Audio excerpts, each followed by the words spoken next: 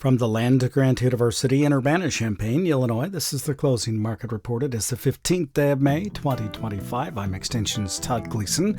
Coming up, we'll talk about the commodity markets with Matt Bennett. He's at agmarket.net. I'll bring you up to speed on the latest from Washington, D.C. as it's related to the news, and then we'll turn our attention to the weather forecast with Mike Tannura. He's at T-Storm Weather, not here in Illinois today, but coming to us from Brazil. You'll want to stay with us for that on this Thursday edition of the Closing Market Report from Illinois Public Media. It is public radio for the farming world online on demand at willag.org. That's WILLAG.org. Todd Gleason services are made available to WILL by University of Illinois Extension. July corn for the day settled at $4.48.5, up 3 cents. September $4.25, 2 1/4 lower. December new crop $4.38 3/4, down a penny and 3/4. July beans down 26.5 cents today. Settlement price there at $10.51 1/4. The August at $10.47 1/4, down 27 1/4, and November soybeans at $10.35 1/4, 26 cents lower. Bean meal up $4.50 on the day. The bean oil $3 lower at $49.32. Wheat futures soft red July 8 cents higher at $5.32 3/4. The hard red July at $5.28 1/4, up 5 1/4 cents. Live cattle futures in Chicago at $205.85, down $3.52 1/2. 400 pounds. Feeder cattle at $295.82 1/2, $6.15 lower. And lean hogs at $104.12 1/2, up $1.67 1/2 for the afternoon. Crude oil for the day at $61.11 a barrel. That's $1.57 lower. And the wholesale price of gasoline at $2.09 3/10 cents, down 3 7/10 cents on this Thursday afternoon. Matt Bennett from agmarket.net now joins us to take a look at the marketplace. Matt, last week when we talked, you were still behind, like many to the south of you, while the rest of Illinois and the Corn Belt has been moving fairly quickly. Have you been able to catch up very much over the last week? The last 2 days we've been able to run really hard. We socked in probably half our corn, so broke down here Thursday afternoon. Hopefully we can get back going soon, but we've made really good progress. The heat and all the sun and the air movement has really changed the ground, so been pretty frustrating this spring so far, but at least we're making progress. Now we just got to wait and see what Mother Nature deals us. I hope you get the parts as quickly as you can for your planter or whatever is broken down at this point. Can you tell me about the marketplace? Soybeans were off sharply. That had to do with some rumors related to soybean oil? Yeah, absolutely. So, the hope was that we were going to get a definitive action here by Memorial Day on 45Z and this RVO situation. And they said, this might take a few months for us to come up with a definitive plan. And the market did not like that whatsoever. And soybean oil locked down the limit on the overnight market. And clearly it spilled over into soybeans, and just a pretty darn rough day. Well, what impact does it have, do you think, on the market longer term? Is this a blip, or is this the beginning of a slide for soybeans? Yeah, that's a tough call. I mean, the thing is that we've really changed the fundamentals around enough to where we're not just uber bearish for infinity beans like we've been for a while. The world supply and demand is not bullish, but U.S. supply and demand for new crop, that balance sheet's razor thin. And so a lot of folks have been hesitant to get too down on these beans. We actually had a lot of momentum coming into today, but as you can see, that vanished quickly. So we're going to have to kind of wait and see what happens as we move forward. But I'm not very encouraged by what happened today. Now, CONAB did release its set of numbers this morning. However, while it still has a record-sized soybean crop, and it did make it bigger, it was only by 17 million bushels. That's 17 million. It's now 6.186 billion bushels strong. How much competition is Brazil between now and the end of the 90-day pause between the U.S. and China? Can the United States pick up some exports in that time frame? It's been interesting because we kind of felt like we wouldn't export much at all the last several weeks, couple months, but absolutely we've picked up some volume. That's why the USDA had to run us up 25 million bushels on exports. And so I don't know that we're going to see China step in and buy U.S. beans in a big fashion. There's no doubt Brazil right now very competitive, and so it'll be interesting, but I'm not going to hang my hat on us exporting a lot of beans throughout the rest of this marketing year. The more obvious solution is likely that we're going to continue to export a few, but nothing to get super excited about. In their production of corn for the safrinha, they added 84 million bushels there. Now nearly 5 billion bushels strong at 4.995 billion bushels in total. That safrinha crop will come into the marketplace fairly quickly at this point, I would think. How much of a problem will that be when we get to June and July for the United States? The U.S. has been quite competitive, but we've actually seen Brazilian values down quite a bit, and I would assume that they're going to be pretty competitive as they're able to go ahead and ship to port. A lot of that early grain they use themselves, though, so it'll be interesting to see just how much of that goes to export. For right now, I think we're still going to export a fair amount of corn, but over the next several weeks, that's probably going to start to subside somewhat. So you have told us that you have, I don't know whether you turned the corner, but you have gone from uber bearish on soybeans to something a little more friendly to that marketplace. How about with corn? Where do you stand today? Mother Nature is going to have the final say, but when you look at these carryout numbers, a 1.4 for old crop and 1.8 for new crop, assuming a 181 yield, which clearly we have a hard time getting to whenever weather's less than ideal, you've got to think there needs to be some sort of weather premium in this market at some point. I wouldn't say I'm necessarily bullish. It's just hard to be bearish at these levels with these fundamentals. 700 million bushels less corn than what we had a year ago as far as this old crop balance sheet is, and you're looking at a lower price of corn. It just makes no sense at all. So I'm not saying we're going to rally sharply, but I think right now getting scared and making sales because you're afraid it's going to go lower might not be the smartest thing to do. So what kind of target are you suggesting producers think about for the seasonal uptrend if it comes in June and July? The new crop, I don't sell anything until we get to the crop insurance price of $470 right now, but we do have sales on, so I can be a little more patient, if you will. The last 20 years, we always go back to that spring insurance price if we come out of February at a lower price than what the average was. So I just don't want to get super aggressive there. As far as old crop goes, basis is trying to do the work, but I think if I had some of this old crop gambling stocks on hand, I would probably be patient and see if we can't get a pop here. Mother Nature throws a curveball. I think this market's going to rally sharply. Hey, thank you much. I appreciate it. I hope that you are running again soon. Thanks, man. Appreciate it. Matt Bennett from agmarket.net joining us this afternoon, not from the tractor cab where he'd prefer to be, but rather from the pickup truck where he is making a parts run or maybe just heading to the machinery dealer, one of the two. Our thanks to him for taking some time with us today on the Closing Market Report from Illinois Public Media.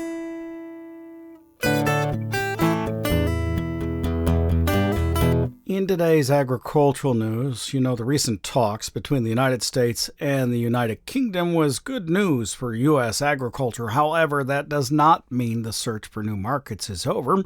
Krista Swanson is the chief economist at the National Corn Growers Association and says India presents a remarkable export opportunity for U.S. corn growers. We have more opportunities, and we have been focused with corn on the opportunity in India with its 1.4 billion consumers. Just could be a really major market for corn growers. India would be a great market for U.S. corn, but there are challenges to overcome. India is a big market for corn, but they have some restrictions on genetically modified corn. So it's not a market that we can access, not because of tariffs specifically, but this is an example of a nation that has some of these, what we call non-tariff trade barriers, where they have regulations that prevent that. And so, this is an opportunity to open the door to potentially $235 million worth of U.S. corn exports. If the U.S. can overcome non-tariff barriers, Swanson says there's a lot of room for growth for corn exports into the Indian market. Over the last few years, we have only exported 2% of what they're total importing in India. The US is only filling about 2% of that market. And so there's just huge potential if we could get over some of those barriers. And then there's also opportunities for ethanol and DDGs. That's Krista Swanson. She is the chief economist for the National Corn Growers Association. Let's move east from India to China, where recent reports of some progress in trade negotiations between the United States and that nation have caught some commodity analysts by surprise.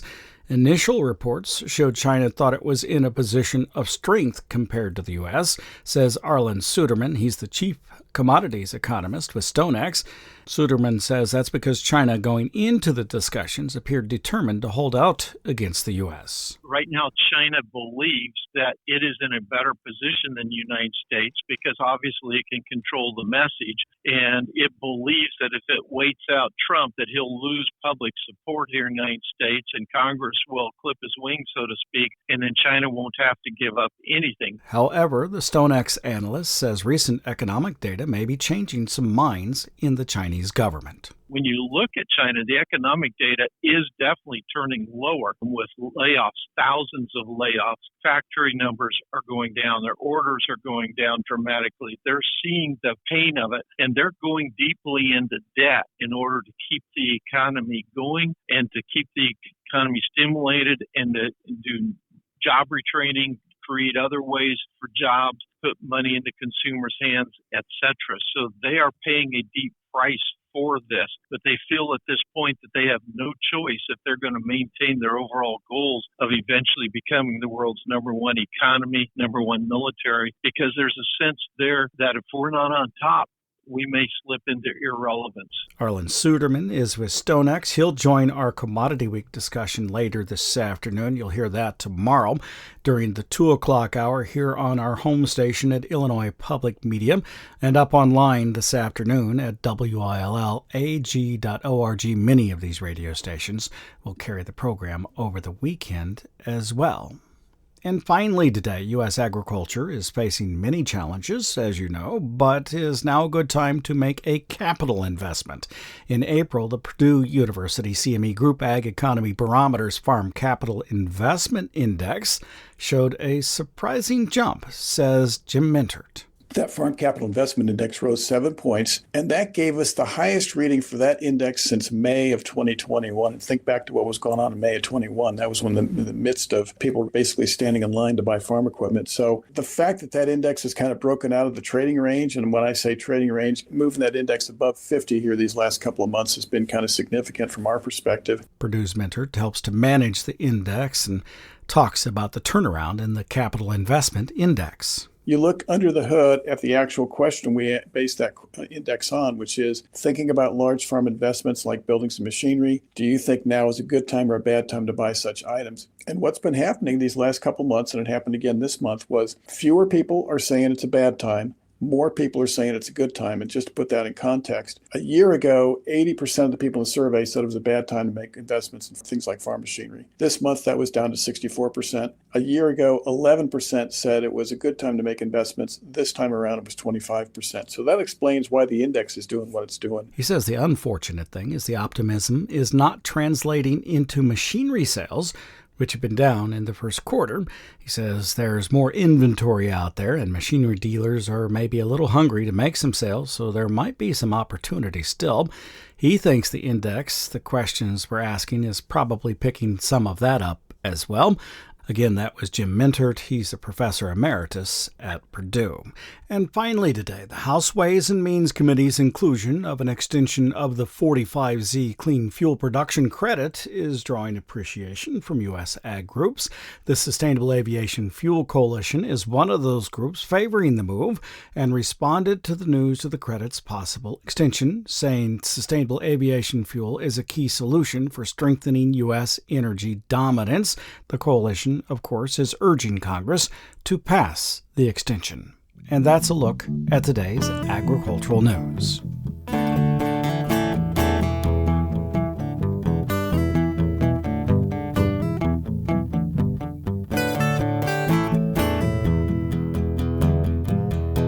You're listening to the Closing Market Report from Illinois Public Media. It is public radio for the farming world, online, on demand, anytime you'd like to listen at WILLAG.org, including our Commodity Week program. As you heard, Arlen Suderman will join us from StoneX this afternoon during our recording, along with Greg Johnson of TGM, Total Grain Marketing here in Champaign County, and Naomi Bloom of Total Farm Marketing. You can hear the whole of that program tomorrow afternoon, right here during the 2 o'clock hour on Illinois Public Media and on many of these radio stations over the weekend. It will also be up at WILLAg.org.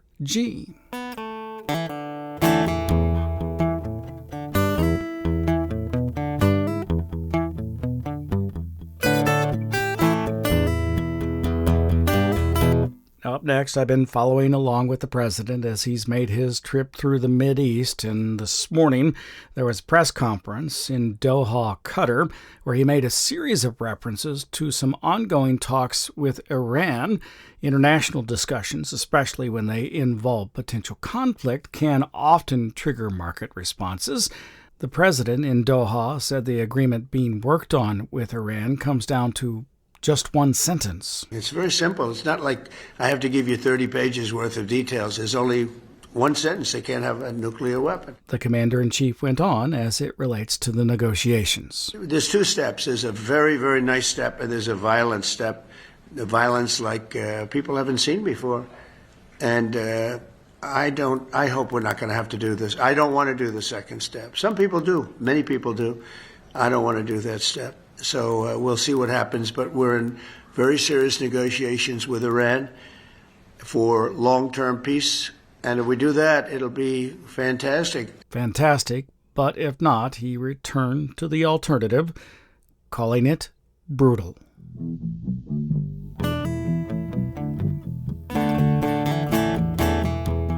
Our theme music is written, performed, produced, and courtesy of Logan County, Illinois farmer Tim Gleason. Let's check in on the global growing regions with Mike Tannura. He's the president and CEO of T-Storm Weather and traveling this week to one of those global growing regions. Hello, Mike. Thank you for being with us. You are in Brazil today? Yeah, you're absolutely right. In Curitiba, Paraná, which is the capital of the state of Paraná in the south. I want to talk about that. Maybe the second crop corn, because I think they do have some there, but mostly in Mato Grosso. Can you tell me what you're hearing from them about the size of the safrinha crop and how well it has made it through the growing season so far? Yeah, absolutely. Well, I've talked to quite a few producers in Mato Grosso here over the last 2 days, and they've all been pretty much saying the same thing, which is that they think the crop looks excellent and they're very happy with it. So they think they have a nice size second corn crop coming up in Mato Grosso. And that's despite the dry weather that started a couple of weeks ago. They've all been saying that the rains in April were pretty ideal from what they can tell, and they think it's going to end up being a nice crop.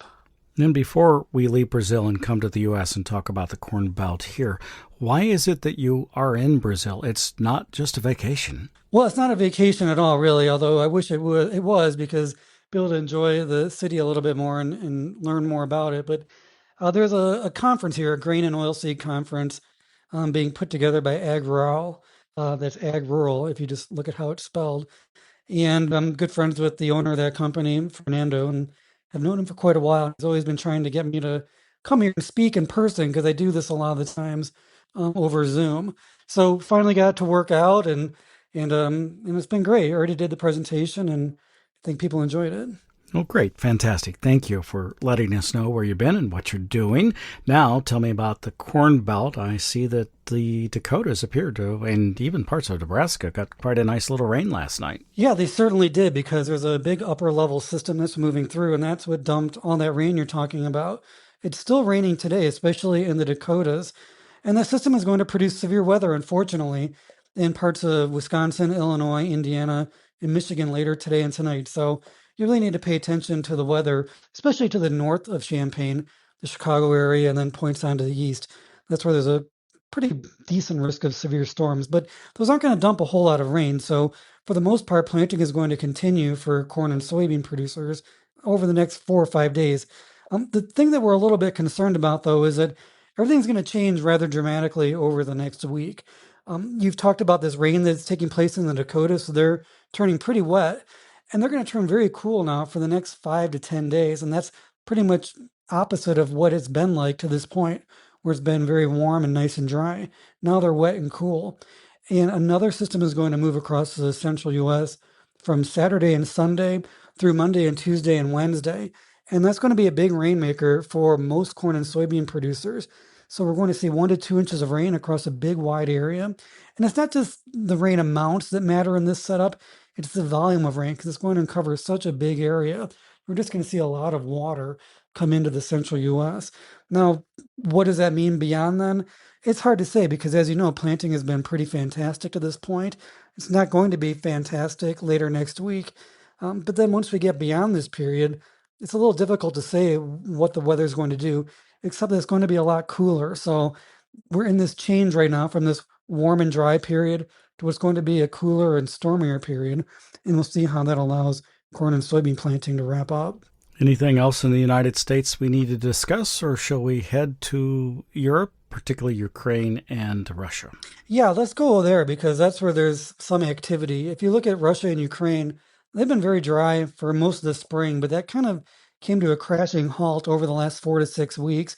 And now conditions there are normal to wet. And it's also been very cool there as well.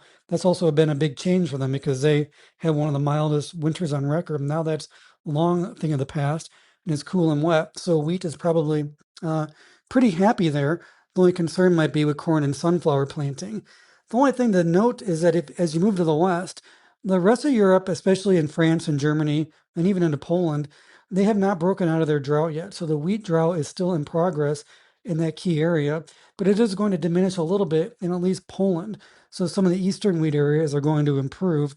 And we think that by the end, when all this is said and done, you're going to have some nice looking crops, and for wheat at least, in Russia and Ukraine, and also much of southern and eastern Europe. But the key area of France and Germany will still have been in this drought. So kind of competing factors there to consider when you think about wheat. Hey, thank you very much, and thank you for joining us from Brazil today. Yeah, thanks a lot, Todd. And next week we'll talk back in the U.S. Indeed we will. That's Mike Tannura. He's coming to us today from Brazil. Our thanks to him for joining us here on the Closing Market Report on this Thursday afternoon that comes to you from Illinois Public Media. It is public radio for the farming world, online, on demand, anytime you'd like to listen at WILLAG.org.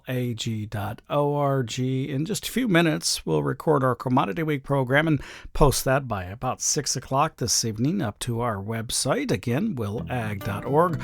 Our panelists, if you recall, will include Arlen Suderman from StoneX, Greg Johnson from TGM, and Naomi Bloom of Total Farm Marketing. I'm University of Illinois Extension's Todd Gleason. You have a great afternoon.